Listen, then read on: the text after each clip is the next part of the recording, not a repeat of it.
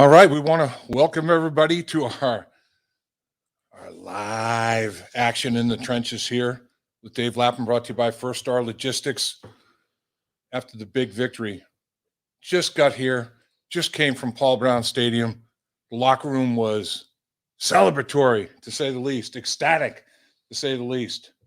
This football team, huge win, 34-31 over the Kansas City Chiefs. I think a big story in this football game, the defense held the Chiefs to 3 points in the second half after giving up 28 first-half points. Made some adjustments. Players bought in and went out and played really good football in the second half. The Chiefs had 4 possessions in the second half, and they punted 3 times. I mean, they punted the first drive of the game, and then they scored 4 straight touchdowns. So that was a great adjustment by the Bengals defensive coaches and players buying in and making those adjustments in the second half. And how about the Bengals overall offensively? I mean, Joe Burrow, you kidding me? In 2 weeks now, this guy has thrown for a total of, add 446 to 525. What? Are you kidding me? 446 yards passing after throwing for 525 last week. 8 touchdown passes, 4 each week. Unbelievable. That's a 2-game stretch against, football teams that were, quote, in the playoff hunt as such at the time. So Joe Burrow's playing at such a high level. And then what about Jamar Chase? This guy sets a team record. He was targeted 12 times, 11 catches, a team record, 266 yards. Broke Chad Johnson's 260-yard single-game record. Averaged over 24 yards a catch. 3 of Joe Burrow's touchdowns went to Jamar Chase. That 72-yard touchdown, the first touchdown of the game, did he show some burners, some afterburners, or what? I don't know, Dave. This guy's he's already a starter in the Pro Bowl. He's 21 years old. Joe Burrow is 25 years old. Could be some beautiful music for a lot of years. A lot of magic. A lot of magic. Unbelievable. Dave, we want to say we have a giveaway again for our live stream, thanks to First Star Logistics. Okay. We're going to have a signed Dave Lapham football. And just as Nick did, the key phrase, and this has to be in all caps, hashtag AFC North. Right. Champs, CHAMPS. Hashtag all in caps. And do that, and you will be put in at the very end of our stream. We'll have our little magic thing come up. We'll put on the screen, and just roll out. Somebody will win. Good. And as we posted, if you've won something from First Star Logistics or from In the Trenches in the last 90 days, you are not eligible to win again until another 90 days. But we encourage everybody to take part in this. Thanks to our great friends here at First Star Logistics. Hey, they do everything right. First Star Logistics is first class. There's no question about that. How about another thing? The Bengals take possession of the football with 6 minutes and 1 second to go in the game and don't give it up. They never give the ball back. They didn't go on a 2-minute drill. They didn't go on a 4-minute drill. They went on a 6-minute drill. Crazy the way that football game ended and the mistakes that were made in terms of penalties down the stretch by the Kansas City Chiefs. And a very wise football coach, Bill Tiger Johnson, my first offensive line coach, said to me very early in my rookie year, you have to understand that at this level of play, guys are going to make plays. Everybody is very, very talented. Players are going to make plays. Which players are going to make the fewest mistakes? More games are lost by making mistakes than are made by making plays.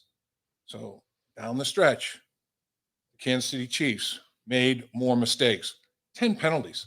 10 penalties in that football game, and a lot of them at very, very critical times.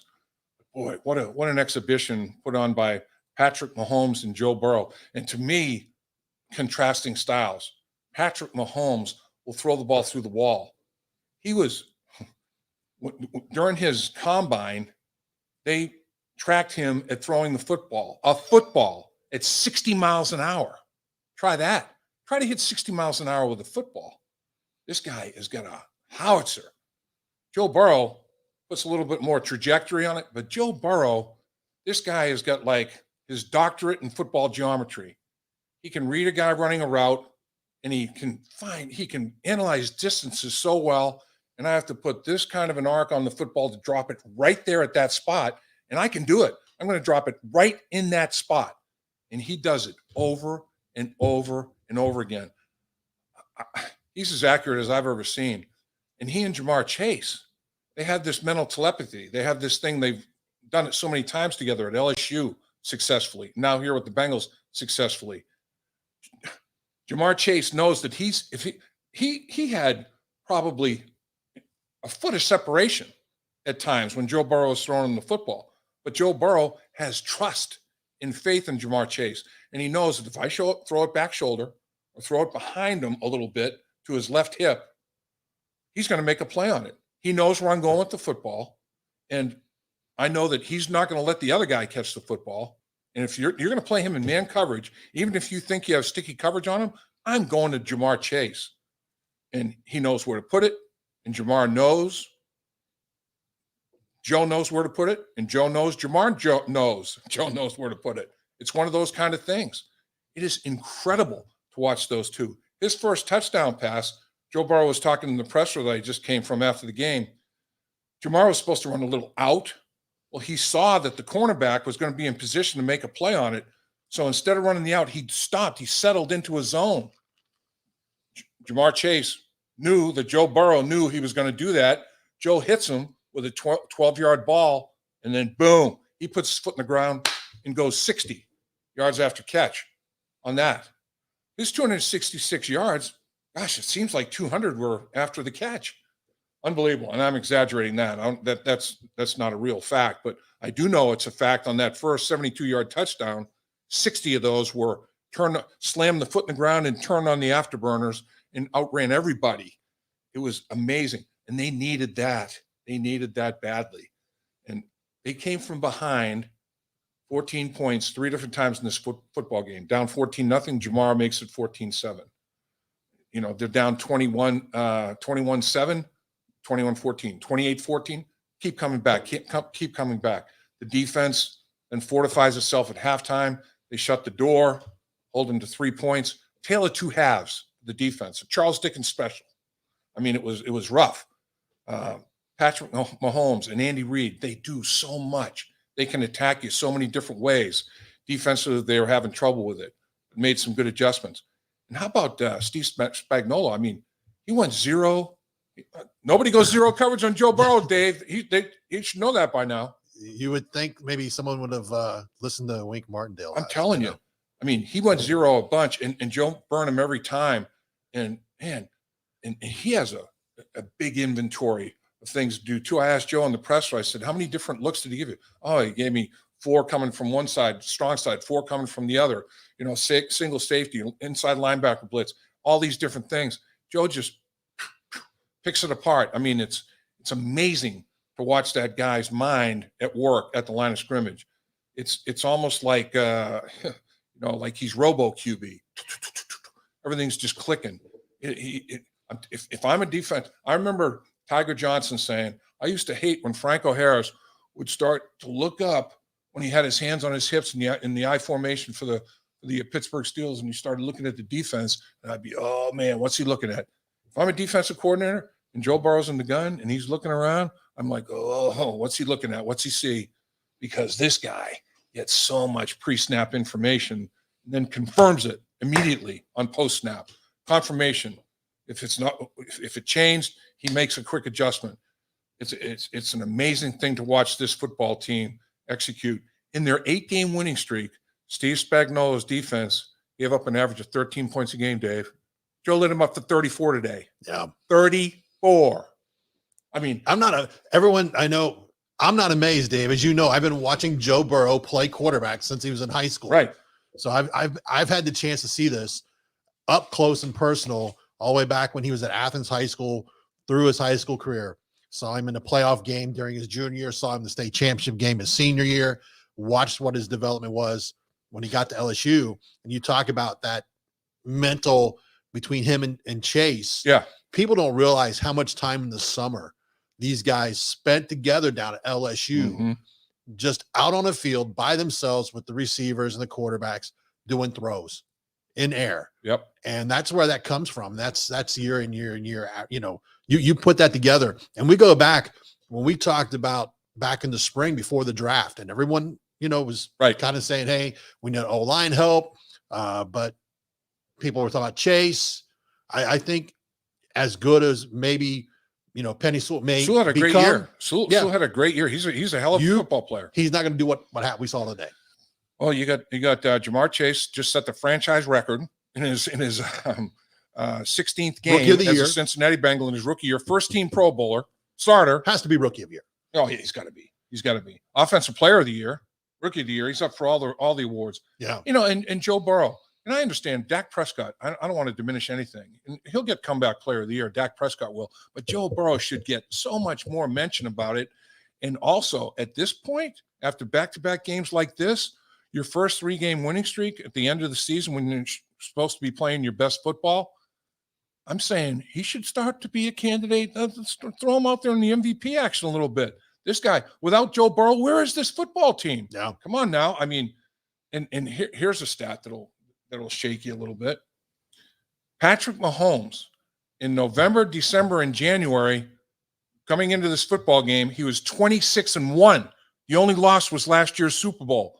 November, December, January football. For his career, 26-1. Had never lost in the regular season. November, December, January. He did today. It's only the second loss. He's now 26-2. Lost last year's Super Bowl with no offensive line and lost to the Cincinnati Bengals today with an offensive line that had to be reshuffled and rejuggled. But the offense played well enough to win.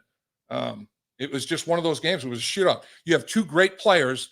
Whoever had the ball in his hand last was going to win it, and that was Joey B. Good Burrow. Everybody was biting their nails at that very end.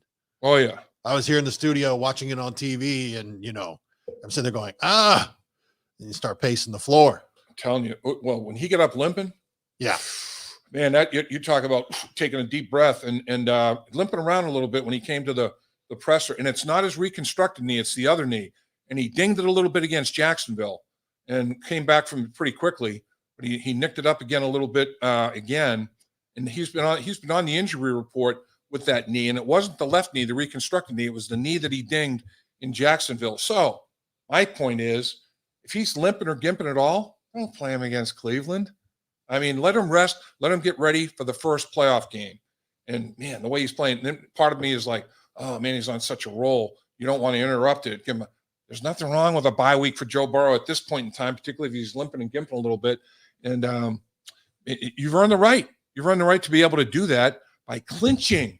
And we talked about it, Dave. You know, what if you had to go up to Cleveland and win that game in Cleveland to win the division, and Joe Burrow's limping and gimping a little bit? What if you had lost a heartbreaker and he's not quite 100% physically, but he has to play against the Cleveland Browns to qualify for the playoffs? The benefit is they've already clinched. They don't have to worry about it, so they have options. They have directions they can go there, which is good. But, man, I'm just impressed by what this – to see that football team so elated, the unbridled joy of watching Zach Taylor and that his coaching staff and that football team celebrate on the field. As a former player who was fortunate enough to have that in Pittsburgh when we clinched the division, the first round playoff win against Buffalo, the Freezer Bowl win. I mean, those feelings are unmatchable. I mean, the adrenaline rush you get, the feeling of togetherness you get. I mean, it's the most unique job in the world. You just don't celebrate those kind of things in day-to-day jobs, you know, I mean, 9-to-5ers. You just don't. No. That's what makes sports so great. And these guys are fortunate enough to have experienced it now. Let's catch up on some stuff here. Gabrielle said, tell Dave to open a beer. You deserve it. He doesn't have a beer here, but he has a Coke and some water. Yeah. To make sure he's taken care of because he has to stay hydrated. The water right here. So, John Gross, amazing game. Who day? Everybody is excited. Yeah. Stevens, DIY, Joe Burrow with no offensive line outplayed Patrick Mahomes. Joe Burrow, I'm sorry? Says Joe Burrow with no offensive line outplayed Patrick Mahomes. Yeah, I don't know. I think that's a little bit unfair to say without an offensive line. Patrick Mahomes had both his starting tackles unavailable to him. They had the slide Thuney the guard out to the tackle position, and they had to bring in. They only had one healthy offensive lineman left on their bench. I mean, if they lost another player, they would have had no substitutes. I mean, they were scrambling. But the number that's amazing to me is that Jamar Chase had more yards receiving than Patrick Mahomes had throwing. Patrick Mahomes had 259 yards, and Jamar Chase had 266. How about them apples? That's pretty strong.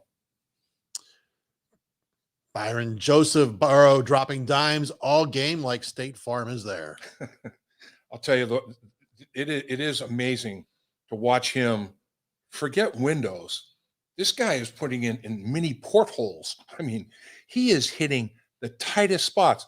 The only place he can put the football for Jamar Chase to make the plays on the football that he did without the defender making plays in the football was where he put it. It's unbelievable. Unbelievable. Or he can throw that ball. How about the dime he dropped to Tyler Boyd? That was a brand new play, a new design, a new play in the red zone for this football game. Tyler Boyd executed the right route to perfection, and Joe Burrow threw a perfect ball. I mean, man, just unbelievable. And he does it over and over and over again. And man, he's just again, he's got a doctorate, forget masters, doctorate in football geometry. He can figure out exactly where he has to put it, what kind of a trajectory, so it'll drop right in there. And with Mahomes rockets, if you get in position, you have a chance to get your Joe, the way Joe dropped, it kind of drops down from the sky. The way he drops the ball, you have to have perfect position to be able to defend it. I mean, you're not going to be able to get your hand in front and knock that. He drops it in there like it's dropping from the ceiling or dropping from the sky a lot of times. It's unbelievable how he puts the football where he puts the football. He is gifted. I was amazed with the one catch by Chase with the hands up. He has to have some of the strongest hands you would ever come across, because to be able to do that one size-wise, to be able to just kind of like grip that ball the way he did and bring it down, that's a lot of talent. And you look at Jamar and the inconsistency that he had with catching the football in the beginning of the season. It just goes to show you it's all between the ears. It's all mental, because this guy has unbelievable physical skills. And when the mind lines up with the physical aspect of it, when it's all in sync, when the nerve endings are sending the signals properly and all that sort of thing, unreal, ungodly. It really is amazing to watch these guys. As the old saying goes, these guys are good. These guys aren't just good. These guys are phenomenal. The things that they can do on a football field, it really is amazing. Yeah. Douglas says, how does Burrow not have 3+ national ad campaigns? I'll say this, because we both have had a chance to talk with Jimmy Burrow. Yep. I encourage everyone to go back. We spoke with Jimmy earlier in the week talking about the evolution of his son. Right. I think in the past year since the injury, he was so focused on that rehab, right, he could have cared less. It was more about what happened today than having national ads. Let me ask you this. Up until this year, how many national ads did you see Tom Brady doing? I mean, Tom Brady the thing about Tom Brady is he's got a wife that's a gazillionaire anyway, and that makes things a little bit different. But Tom Brady decided football was going to be the primary focus and other things can wait. Joe Burrow is in that same mindset. The first thing he wants to take care of is football, and then national marketing and all that kind of thing. That'll take care of itself, because if you don't stay at a very high level on the football field, that other stuff will dry up before you can even swallow. So Joe Burrow understands that. And there are other guys prior to him that paved that way a little bit. And there are other guys that the opposite happened. Tried to become a national name too early, lost focus, lost, the concentration that you had to have, and didn't have the career that they could have and should have had. I am not worried about Joe Burrow in that regard whatsoever. I mean, I think he can do whatever he wants to do. Whatever works for Joe Burrow is going to work for me, and that's for darn sure. You keep playing like he's playing, all that stuff's going to take care of itself. There's no doubt. No doubt. Coffin nails, Dave. Yeah, I know. It got so crazy at the end. We forgot the coffin nails. Coffin nails, bam, bam, bam. I'm telling you. Joe Burrow and Jamar Chase. Joe placed the nails, and Jamar hammered them home. That's the bottom line. Joe set him up with perfect positioning of the nails, and Jamar, boom, finished it. Man, I'm telling you, those two, the LSU Tigers, stepped up and got it done. And I'll tell you, by the way, once again, how about Tyrann Mathieu? Free runner. Got Joe Burrow dead to rights. That'll make you miss. A little bit of short space quickness, elusiveness. That's a Pro Bowl safety, unblocked, free runner to the quarterback. Burrow makes a miss, completes football. Another defensive back, I think it was another safety. Free runner, Burrow makes a miss, completes football. This guy has rare athleticism. I mean, rare, seriously. We want to mention again, we're going to have a giveaway at the end of the live stream. Right. Hashtag AFC in champs, all in capitals. We'll put you into the drawing where we have it automated through technology to a winner. Last week, we gave away a signed Dave Lapham jersey. The winner already received it. And we want to make sure you do that. And then also, you mentioned the coffin nails, new foundation. Yeah. We're working on a foundation here. There's going to be some shirts coming out. Yep.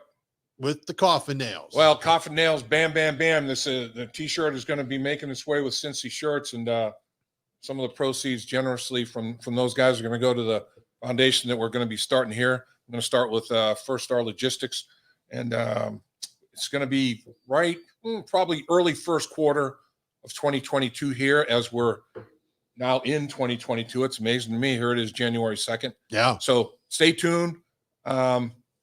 We'll let you know if you want to get involved. It's going to be providing scholarships. Real quick, my mother graduated at the top of her class. Academics were a big deal to her. She said, I appreciate that you have an athletic interest, but I want you to make sure you keep up with your academics. So for every hour that you're on a practice field, you have to give me half an hour of homework. And I said, I get it, Mom, but nobody else has to do that. I don't care about my son. Because of what she did in terms of ingraining the importance of education to me, I was able to get into a bunch of Ivy League schools and qualify for academic scholarships, graduated in the top 10 of my class. And so I want to provide opportunity for scholarships to kids that have performed, show that they have a real desire to expand their minds, expand their knowledge, and may not have an opportunity financially to do that. We want to help you.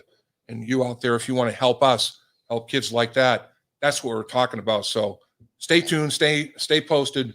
We'll keep you informed as to how you might want to participate. Yeah, make sure you're following Dave on Twitter at DL in the Trenches, and then also help us grow the YouTube channel. Yep. By following and liking when we do streams and so forth, and the different videos. A lot of great videos this week. When we talk a lot of Joe Burrow stuff this week leading up to this game.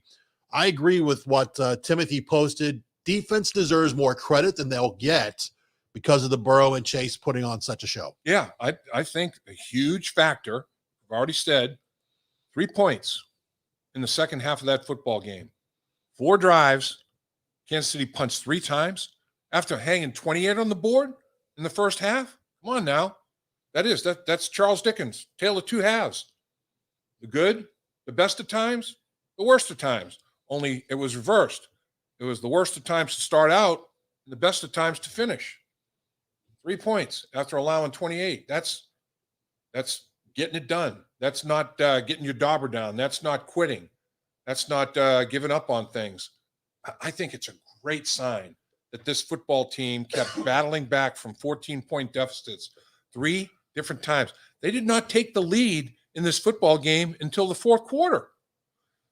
And then with 6 minutes and 1 second to go, they didn't give the football back to the Kansas City Chiefs. They ended up eating all the time. Weird circumstances to end that football game. Crazy. But they end up kicking the game-winning field goal, 20-yard field goal at the gun. I mean, it's just an unbelievable finish to a football game. Evan McPherson continues his And career as a rookie, just like what we're seeing from Chase. McPherson is proving to be such a great pick. Fifth rounder by Duke Tobin. 5th round pick. And Darren Simmons deserves all the credit. Darren Simmons was one of the special teams coaches that went to McPherson's workout at Florida, and he was launching them. And Darren Simmons knew that, oh boy, there are other special teams coaches here. He went back, wrote his report and everything, and he basically said on draft, if we want this guy, there are other teams are going to take him with the 6th round. Got to take him in the 5th. And they did. And it turns out to be a godsend. This kid is another one that's going to be a factor in the Bengals' success for many years to come. There's no question. And great guy. We had him here at First Star Logistics just the previous week. With First Star did their Christmas party. Well, it wasn't so much Christmas. We had a bunch of children in here. So I mean, it was a great event. He spent some time with us back here in the studio, and we put a little video providing out a Christmas opportunity presents for kids, that underprivileged kids that might not. Actually, it was incentivizing kids for doing a good job academically. And that's what First Star is all about as well. That's why I want to align myself with First Star, because these kids that had proven to be worthy in the classroom, that give them a little incentive. First Star Logistics brought a bunch of kids in here and said, for what you've done academically, for the way you've taken it so seriously, here you go. Have a little fun. Here's a little Christmas present for you. And that's what it's all about, giving back. And that's what First Star Logistics is all about. Jim Harden's always been great to our live streams. He says, Dave, even though, and you kind of touched on this, even though the number 1 seed's still in play, would you rest Joey B next week?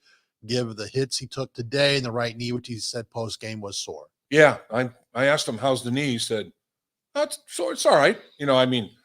But watching him walk down the steps from the podium to the floor, it was a chore. And he was visibly limping on the football field. So one thing about this kid, he is as hard a worker as there is in rehabilitation, as well as on the football field in practice and games. And he will diligently do everything he possibly can physically to get ready to play in this football game.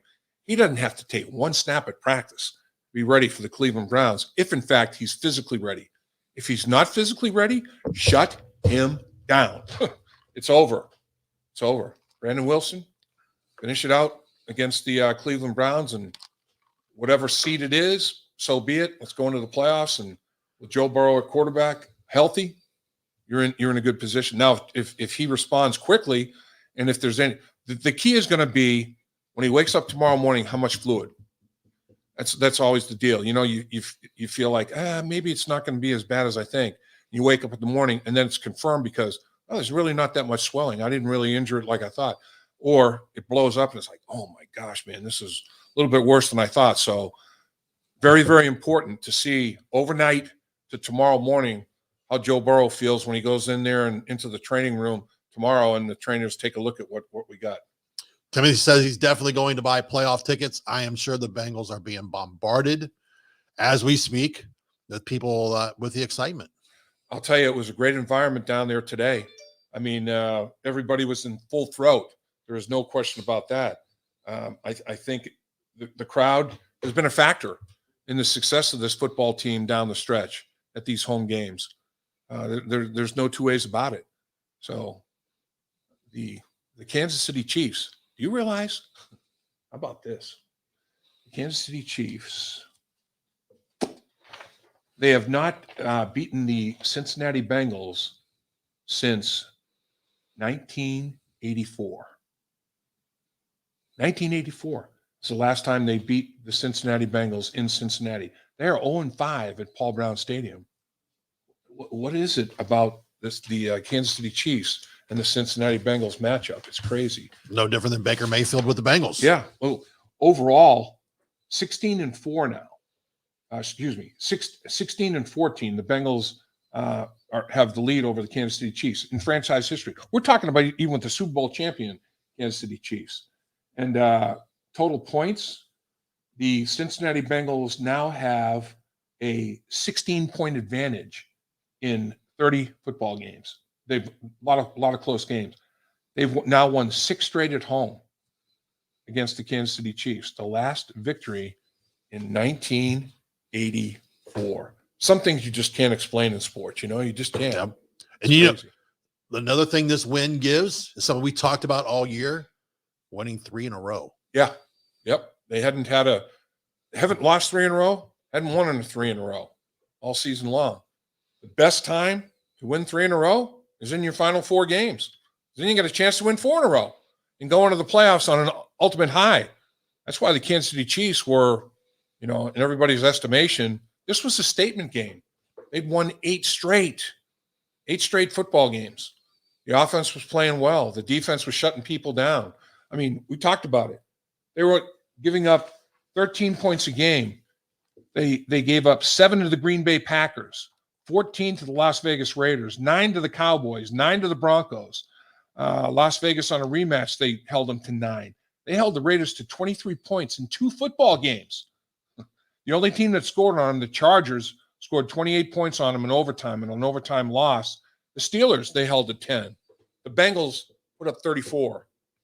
That's, we thought the Bengals were playing well. This was the big test. Okay, now you're finally going against somebody that has beaten good teams, that has won 8 in a row, that is the only team in the AFC that has clinched a playoff spot. They had won the AFC West. 12 going into today's action, 12 teams were fighting for 6 other playoff spots. 12 teams. Now the Bengals have locked up the AFC North by beating the only team in the AFC that had qualified for the playoffs going into today's football game, and that is the Chiefs, who had won the AFC West. Statement game. And everybody's like, how are the Bengals going to respond? How are they going to react? You saw it. They won a nail biter. They won a football game that was exactly what people thought it was going to be. They 2 great quarterbacks, shootout. Well, both teams punt on the first possession. Is this going to not be the shootout? Then all of a sudden, here come the quarterbacks, and it turns into the football game that everybody thought it was going to turn into. It was a game of Madden. Yep, and who's going to have the ball last is what it kind of looks like. But again, to me, like we talked about, it's worth repeating. The Bengals defense is going to be like a backstory. Holding them to 3 points in the second half is a massive reason the Cincinnati Bengals won this football game, believe me. We talked during the week about Logan B here says NFL regrets not flexing this one. Yeah. They probably do. But I guarantee you, though, once word got out there, people started tuning in. Well, I'm thankful, praise the Lord, that the Bengals won this game, because that Cleveland game, they were talking about flexing, because if Cleveland had won and the Bengals had lost, that would have decided the AFC North. So that would have been a division deciding game. So it would have been 8:00 on the lake up in Cleveland. Oh, Lord have mercy. Thank you so much that we don't have to worry about that thing being flexed. The Bengals have control of the AFC North. Again, reminders for the drawing at the end of the stream, just like Jim did here, just like you see it, all caps, hashtag AFCN champs to be part for a signed Dave Lapham football. You know what was cool? Immediately, the T-shirts and caps were out. Yeah. AFC North champ. The caps, the T-shirts. And you think, man, that's huge. Huge. That means so much to guys to be able to put on those T-shirts and hats as a football team in the locker room. Game balls are given out, and everybody gets their T-shirt and hat. And you're grown men playing a kid's game. I mean, honestly, there's nothing better.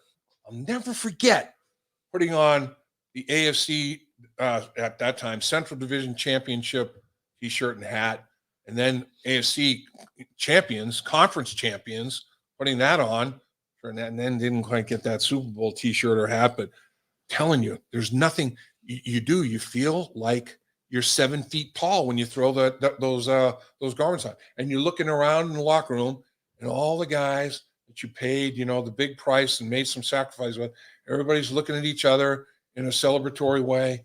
Man, there's nothing like it. It's crazy. Jabbar's stop and go speed is ridiculous. 0 to 60 in 2 seconds flat. He is smooth.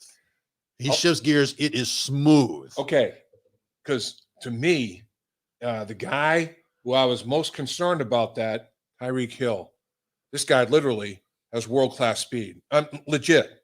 And he can go 0 or 60 to 0 and 0 to 60 in a heartbeat. And that's because sprinters have that straight line speed, but they don't have the ability to stop and start like that or sink their hips and change direction. And what did they do? Tyreek Hill, 10 targets, 6 catches for 40 yards. Not a factor in the football game. 17-yard long. Travis Kelce, what did they do to Kelce? 7 targets, 5 catches, 25 yards. The two big concerns, they combined for 11 catches for 65 yards on 17 targets. Hell of a job by the defense right there. Kelce's longest catch was 8 yards. Tyreek Hill's was 17. The guy who showed, like you're saying, that I was fearful of with Tyreek Hill is Jamar Chase. And we had seen it before. It's come and gone and come again. Man, you are right. His acceleration, when he put his foot in the ground after that 12-yard catch and took it up the football field, it was like, see you later. And, man, I'm telling you, Tee Higgins down the football field, when he gets some of these cornerbacks lined up on him, it looks like big brother against little brother in the backyard. I mean, he is so much bigger, stronger, more powerful. This football team has weapons, and you never – okay, so Tee Higgins has been on a run. So, okay, Tee Higgins, 3 catches, 62 yards. Averaged almost 21 yards a catch. That's significant, 39-yard reception. But Tyler Boyd, 4 catches for 36 yards. That's – so and they were doubling Tyler Boyd quite a bit. Chase steps up in man coverage. They decided to put him in man when they ran zero coverage zone. Every time, Joe Burrow said, every time I looked out there and I saw man coverage, I was giving my man Jamar Chase a chance, and he stepped up. Man, did he have a game. He said after the game that he was overwhelmed. He didn't know what else to say. He said, right now, I'm just plain flat overwhelmed. Should be. I mean, he's going to sleep good tonight, but boy, this kid is special. Samuel says, Dave, please sign your Cincy 360 Ring of Honor Award. Oh, man. Well, you talk about the Ring of Honor. I'm so grateful that they're doing the Ring of Honor and the celebration of the greatness that is up there in the Ring of Honor. The 4 names that are up there to start it off, man, the inaugural class is just unbelievable. It's as good as there is in the National Football League in terms of contributions to franchise from a historic standpoint. So that's going to be something that the entire community, Bengal Nation as a whole, can rally around every single year. Ring of Honor, and it's all positive. I mean, there's nothing negative to say about it. I mean, you're celebrating the greatness of football players, the cream of the cream. I mean, that's what it's all about. And to see the city of Cincinnati doing that at Paul Brown Stadium, it's a great thing. I do have a banner up there as one of the players when they they had the celebration, franchise celebration. They picked, the all number of players, whatever it was. Can't even remember what number I was, but I was a high enough number I could get a banner. And when my grandchildren see that banner, or like my family is coming to town and see it, and my wife's family is coming to town, that's meaningful stuff. I mean, that's something that they're like, wow, that's unbelievable. It is. It's a legacy thing that's so humbling. It's like, man, I remember going to the Patriots and seeing their Hall of Fame stuff and these players that I idolized, and it's like they're there forever. And to think that I'm going to be there, for a period of time or whatever, however long it is, it's just mind-boggling and humbling. There's no two ways about it. It's crazy. We got to give a shout out to Big Willie Anderson. Oh. Finalist for the Hall of Fame. So we'll see what happens there. Congratulations first off, and cross our fingers that he's the next Bengal to go into the NFL Hall of Fame. And it's so amazing because Willie shut down the breast. All I need to hear is Michael Strahan, who was one of the greats of his era in the Hall of Fame. And he said, Willie Anderson, one word, unbeatable. Willie Anderson, you could not, as a edge rush guy, Michael Strahan, who holds the record, single season sack record, said about Willie Anderson, unbeatable. To me, it's all I need. It's all I need to hear. Willie Anderson should be in the Hall of Fame. Willie Anderson, unfortunately, was in an era where the team didn't enjoy great success.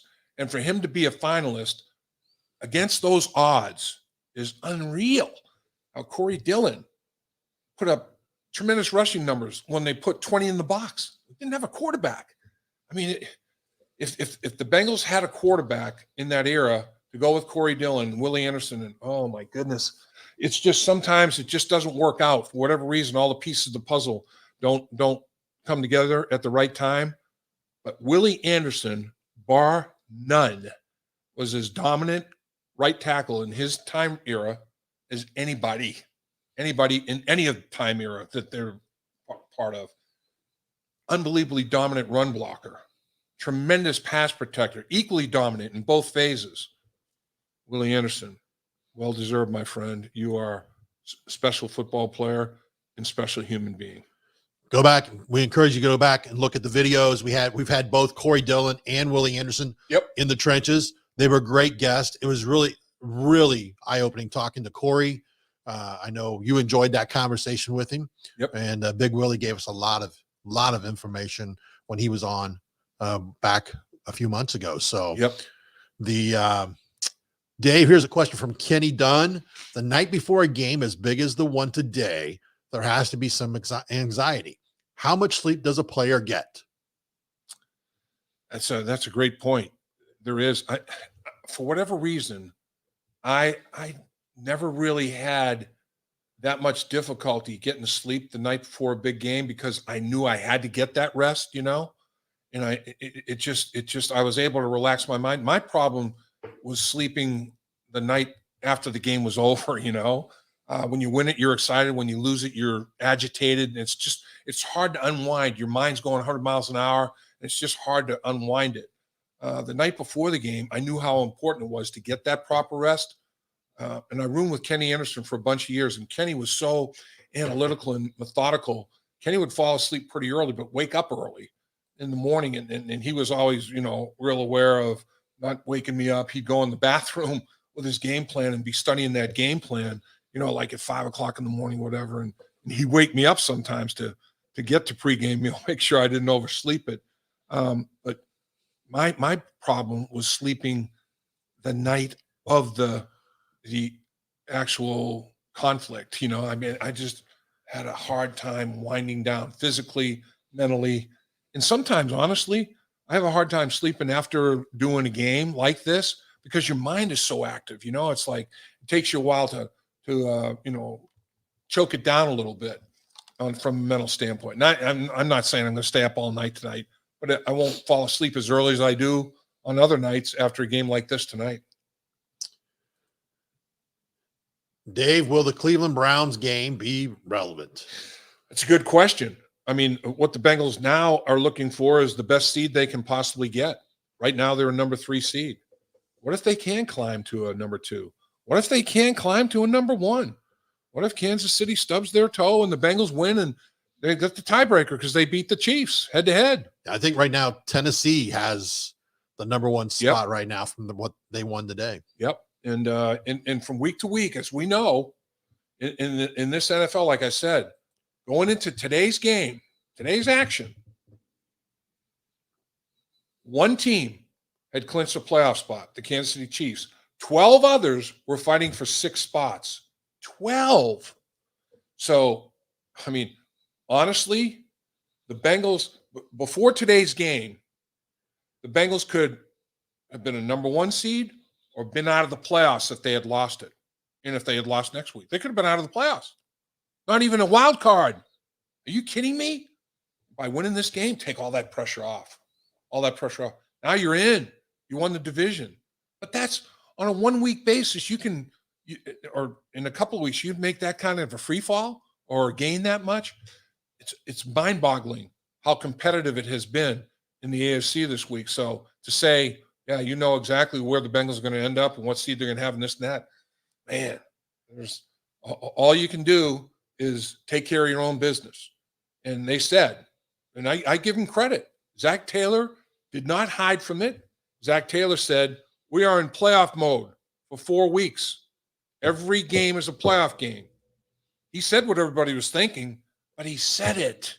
He said it. A lot of coaches, they're not going to come out. They're going to say, every game's important. This week's, so are the other games this season that we play. Zach was real.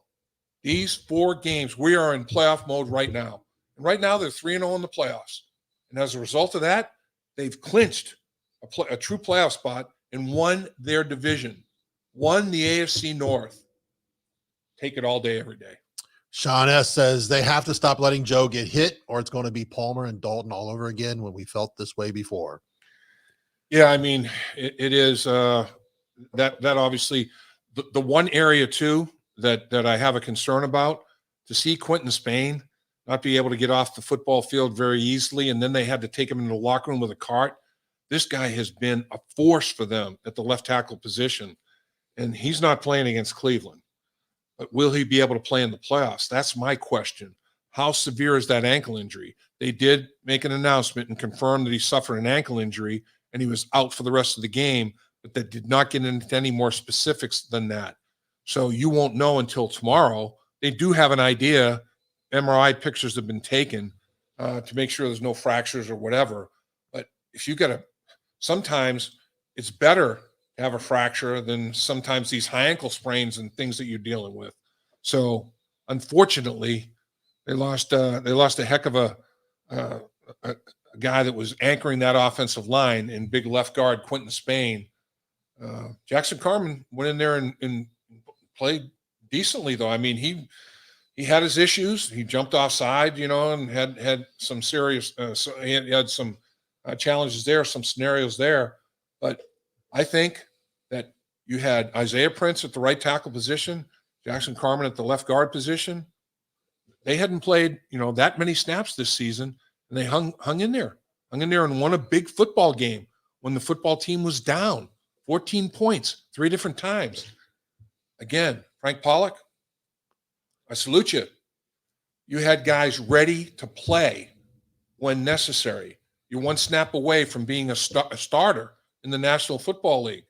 You're one snap away from your role expanding big time. Is it going to be too big for you? Are you going to be able to handle it?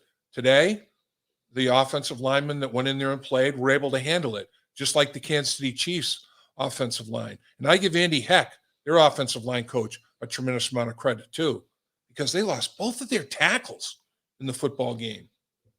And now you have to move a guard. So you're 60% of your offensive line is now different than the line you started the game with.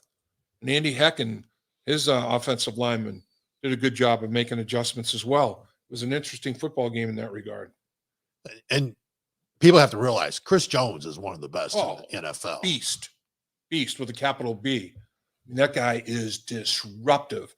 Zach said after the game in the postgame, and I agree, he said it's the best defensive lineman, interior lineman we've played all year. And I have to agree with him. He is so long. He's so big. He's so athletic. He is, one of the sacks on Joe Burrow was, they tried basically to fool Chris Jones with a naked bootleg play action, and he wasn't fooled. And he just engulfed Joe Burrow. That's not on the offensive line. I mean, that's basically you rolled the dice on the scheme thinking that you were going to trick him, and Chris Jones was not tricked whatsoever. Joe's already looked at the draft, guard, center, and cornerback in the draft.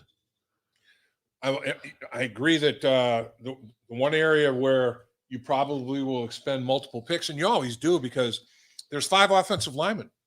That's the most players of any position group on the football field, unless you happen to go 5 defensive backs, or in some cases you might even have 6 DBs out there, but not on a regular diet basis during the course of a game.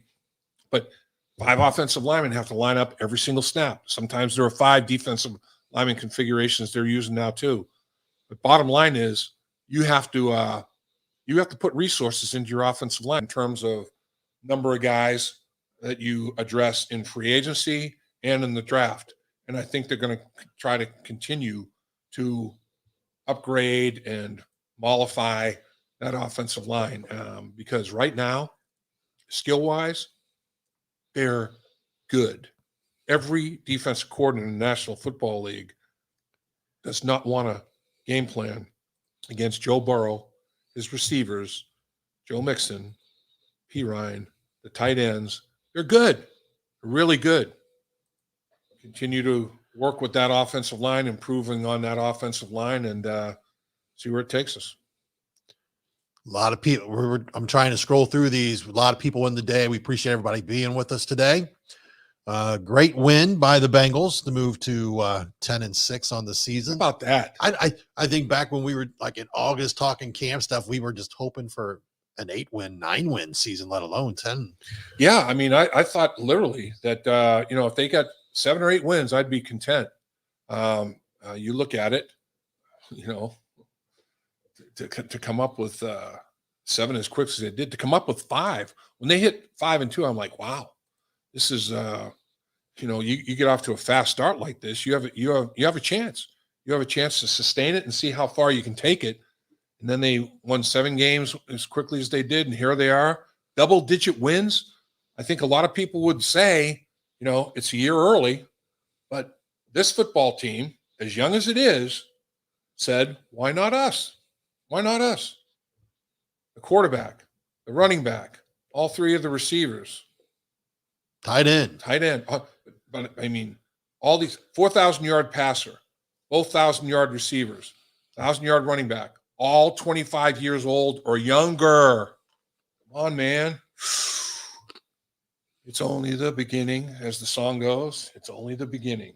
I mean, it's going to be very interesting to see what they come up with in terms of scheme and some of the core plays that the Bengals are utilizing now from a formation standpoint and adjustments they're making on a week-to-week basis based on what has worked. I mean, they're making so many great adjustments. Sometimes it's little tweaks, routes within the framework of that play, or it might be moving personnel, same people, but lining them up in different spots in the formation because they're so versatile and able to do so many things.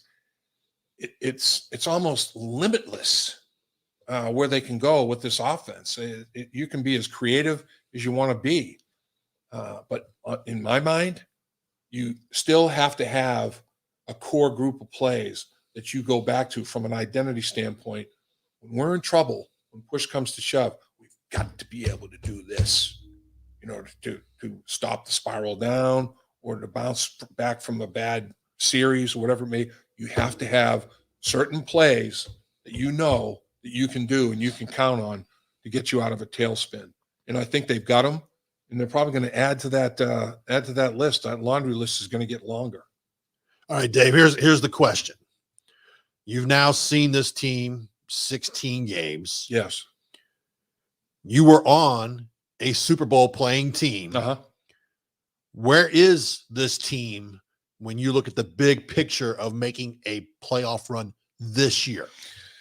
I think the big challenge is going to be when you look at the offensive lines and those 2 teams that made a run in the playoffs to the Super Bowl.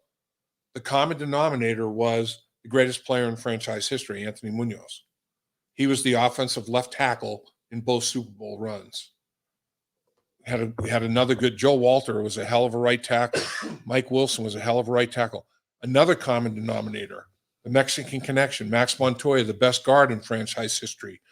When you had the M&M boys, Munoz and Montoya, that they don't have that type of duo or that type of scenario going yet in the offensive line. I think from a quarterback standpoint, skill player standpoint, I think it's very similar.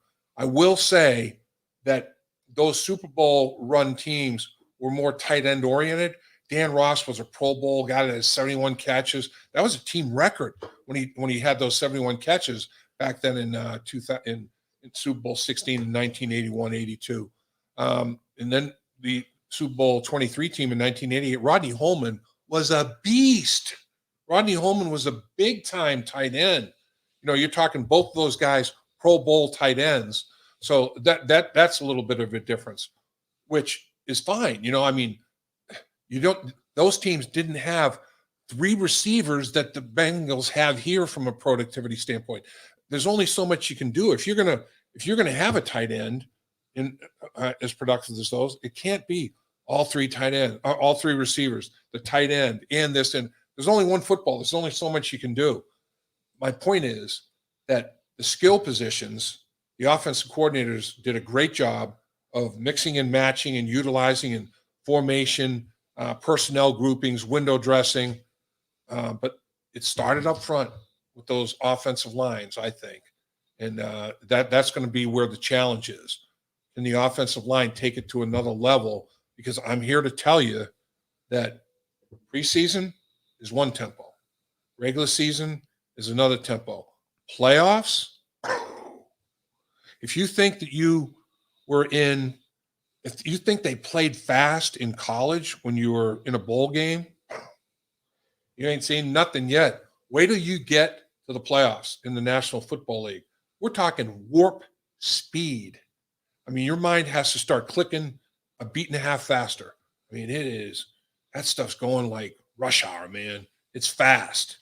And these guys are so big and so athletic, and they all can run. It's going to be interesting. But this football team can beat anybody in the playoffs. This football team can lose to anybody in the playoffs. So they should go in there, let it all hang out. Why not us? What do we get to lose? That's the attitude they should take. And I think that's what the country's going to look at. The Bengals came out of nowhere. The Bengals are playing with house money. What do the Bengals have to lose? I think that's how the country's kind of going to look at this football team.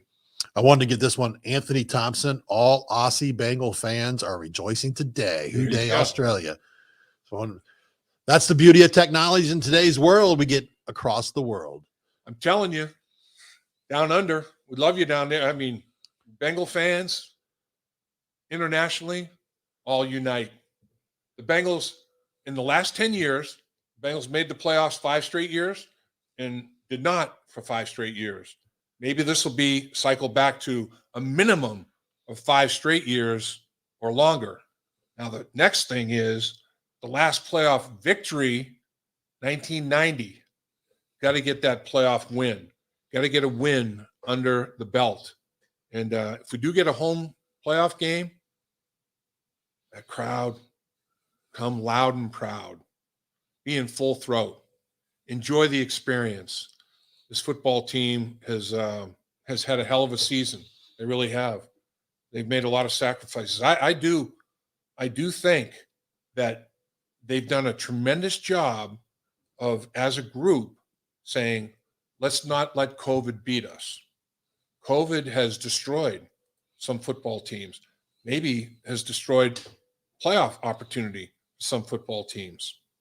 You don't have to go any further than the Baltimore Ravens, with COVID and unfortunate injury. But the Bengals have been very fortunate in avoiding the big injury, and they've done a really good job of self-policing to make sure that COVID doesn't beat them. Some teams have let COVID beat them, and the Bengals have done a pretty damn good job of not letting that occur. There's something to be said for that. It's that type of year. All right, Dave, I know we need to get you home. I'm going to go through these real quick here to see if there's anything else. Okay. We do appreciate all you guys participating. I'm telling you, Who Day Bengal fans, here we go. Now that you're in the playoffs, advance. Survive and advance. Survive and advance. Again, we want to remind everybody. Yes, just like Dude Guy, my bro 93 says, don't forget to hit the like button. Also, subscribe to the channel. Help us grow the channel. Yes. And follow Dave on Twitter as well at DL in the Trenches. And again, final call here for hashtag, just like you see it here from AFCN Champs, all in capital. And we'll have this drawing here in just about a minute. So final few seconds here you can do. Dave, we're not going to get to all these comments. We want to, man, Mr. Lapham, my goodness, I can't believe somebody was that formal, but well, let's go ahead. You. Crypt Keeper, Mr. Lapham, what's the chance we get the first Monday night playoff game ever? How about that? How about, hey, anything's possible. That's a big possibility. Monday Night Football, that's the Browns and the Steelers, isn't it? No, who is it? Is it the Browns Steelers Monday Night Football? I think it is. Yeah. Ben's last game up in Cleveland, potentially in the state of Ohio. Ben Roethlisberger's won like 90% of his games since he was quarterback at Miami of Ohio. He ran the table his senior year, and he's beaten the Bengals. But although he did lose to the Bengals here in Cincinnati this season, the Bengals sweeping the Steelers, sweeping the Ravens, and they finished 5-1 in the division. Knocked the Cleveland Browns off out there. But that's going to be interesting to see what happens in that football game. Is it Ben Roethlisberger's swan song? One last time up in Cleveland, Ohio? Going to be interesting. No jersey today. We're giving away a signed Dave Lapham football today. Yes. So no jersey today. The foundation should be called Take a Lap. We're going to be, I think we're between first and goal, fourth and goal, but it's going to be something down in distance to get across the goal line. That's the big deal. That's the big thought here. I don't think the Steelers are going to make the playoffs, but what team in the playoffs do we want to play first? They felt it would be great that it would be the Steelers and send Ben home that way, but I don't see that happening, Dave. Yeah, I'm not sure I see that happening as well. It's amazing though. It's not amazing, but I mean, the Baltimore Ravens are out. That has occurred as of today's activity. But who is going to survive and be a factor in some way, shape, or form in that final week after Monday Night Football? Will it be the Pittsburgh Steelers or the Cleveland Browns? Or will they both not be a factor once today's action is totally over with? I'm not even sure how that computes, but all I can say is I'm glad we're not going to be on Sunday Night Football in Cleveland. Please. But I would not mind being on Monday Night Football in the playoffs or Sunday Night Football in the playoffs. That dog would hunt all day, every day. Yeah, national attention. No question. Timothy, we want to stress people. We've had the chance to have Duke Tobin on in the trenches. Yes. Gave a lot of great insight Yep. into building not just this team, but the process itself. So I recommend you go back and watch that. And I know fans have been giving Duke crap for years, but I mean, he's done a tremendous job putting this team together. When you look at who they brought in, especially on defense, the money that was spent, and then you look at who they drafted, and making that call to go for Jamar Chase over a Penny Sewell. I'm guaranteeing there had to be some, conversations in that room of, do we go with the receiver over the lineman? You look at it in the last two off seasons, the Bengals spent over $100 million in each off season, and then they put their bat on the ball in the draft. Bengals offensive lineup today: Jamar Chase, first-round draft pick; Jonah Williams, first-round draft pick; Quentin Spain, free agency acquisition; Trey Hopkins. Trey is an unbelievable college free agent success story with the Bengals. Adeniji, late-round draft pick, sixth-round draft pick of the Cincinnati Bengals. Prince, free agent out of Ohio State. C.J. Uzama, late draft pick. Tyler Boyd, third-round pick. Tee Higgins, second-round pick. Joe Burrow, first-round pick. Joe Mixon, second-round pick. A lot of draft picks in there. Defensively, though, the only guys that were around over 3 years ago defensively are two local studs, Sam Hubbard and Jesse Bates. Other than that, Tupou. Actually, DJ Reader is the starting defensive tackle. Free agency. Ogunjobi, free agency. Hendrickson, free agency. Logan Wilson, high draft pick. Marcus Bailey, today, later round draft pick. Hilton, free agency. Apple, free agency. Awuzie, free agency. Von Bell, free agency. Offensively, a lot of draft picks. Defensively, a lot of free agents. So utilized, like you said, utilized both areas to rebuild and to fortify and add roster depth. So you draft players, You sign free agents, you develop them as a football team, and it's come to fruition. Salute. Hats off. Duke Tobin, everybody in the personnel department, and really, in a lot of organizations, the personnel department drafts them, the coaches coach them, and there's no commingling. It's like, we're going to give you players, and you go and coach them. With the Bengals, it's like a commingling of the scouts and general manager, basically Duke Tobin, saying, okay, we'd like your input. We're not going to give you a player that you don't want to coach. We're not going to give you a player that you don't want, it doesn't fit your scheme, or you don't like this guy's personality or whatever. I mean, I've talked to friends of mine that are in the coaching profession around the NFL. A lot of these coaches never even meet the players until they've been drafted. They don't even know who they're going to have for draft picks. They have no input in the draft whatsoever. They don't even fill out any kind of evaluation on the players from their college days. It's unbelievable. Two totally divided, separate parts of the organization. I think if I were a coach, I much prefer to have input like the Cincinnati Bengals coaching staff does. That's for sure. All right. It's time to get you home. All right. So we're going to give away a signed Dave Lapham football. I will have more information in the description on the YouTube channel as far as for the person who wins it. I saw a lot of people get in this, and we are going to give this away. AFC North champs. Like how that looks. A little hashtag action there, Dave. By the way, Dave Burk does a tremendous job. This guy is the brains of In the Trenches with Dave Lapham. Brought to you by First Star Logistics. Now I've just got to find our page here. I got too many windows opened. And nothing wrong. Joe Burrow will find those windows, Dave. I'll tell you, he does. All righty, here we go. 179. Oh, should I give it another minute? We get 180 entries. How about that? Come on. 170, 180. There we go. All right. Deadlines met. Here we go. Wow, look at these. Unbelievable.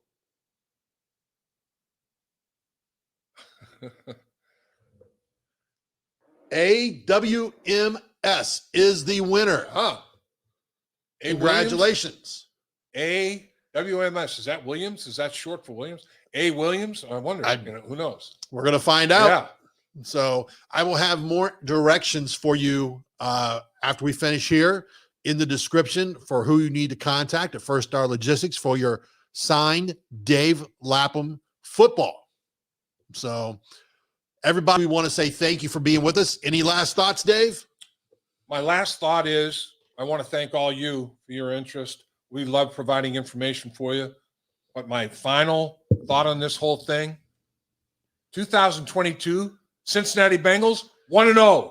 1-0. Undefeated in 2022, Dave. Off to a big start, man. Here we go. Who would have thought we'd be saying Cincinnati Bengals, AFC North champions for the season? And how about Bengals 1-0, Chiefs 0-1. 2022. We should have went over to Lawrenceburg and put a bet before the season. Oh my goodness. I know, huh? Jeez. All you guys, all you folks that did, you bet the Bengals were going to make the playoffs. Congratulations on winning, beating the house. That's for sure. All righty, everybody. We appreciate you being with us again tonight. We want to thank First Star Logistics for always putting us together with a great studio and the ability to do this. And I want to thank Dave Lapham for letting me be a part of it. I want to thank you, Dave, for your professionalism and your work ethic and your diligence. And I want to thank everybody at First Star Logistics, and most particularly Kevin. Boy, I'll tell you what, you guys do an unbelievable job, man. We love you, and thanks for the opportunity. All righty. Good night, everybody. See you. We'll have something this week. Make sure to check out Dave Lapham in the Trenches on YouTube, also wherever you get your podcast from, and on Twitter at DL in the Trenches. Dave Lapham here, and every day I am grateful for my experience to have played professional football. As a player, I realized self-motivation, leadership, and appreciating your teammates are key. At First Star Logistics, you can use those same attributes to create the life you want for you and your family. Build your future by working hard like I did. You'll see results both on and off the field. Call First Star Logistics today and be part of our winning team. Opportunity knocking.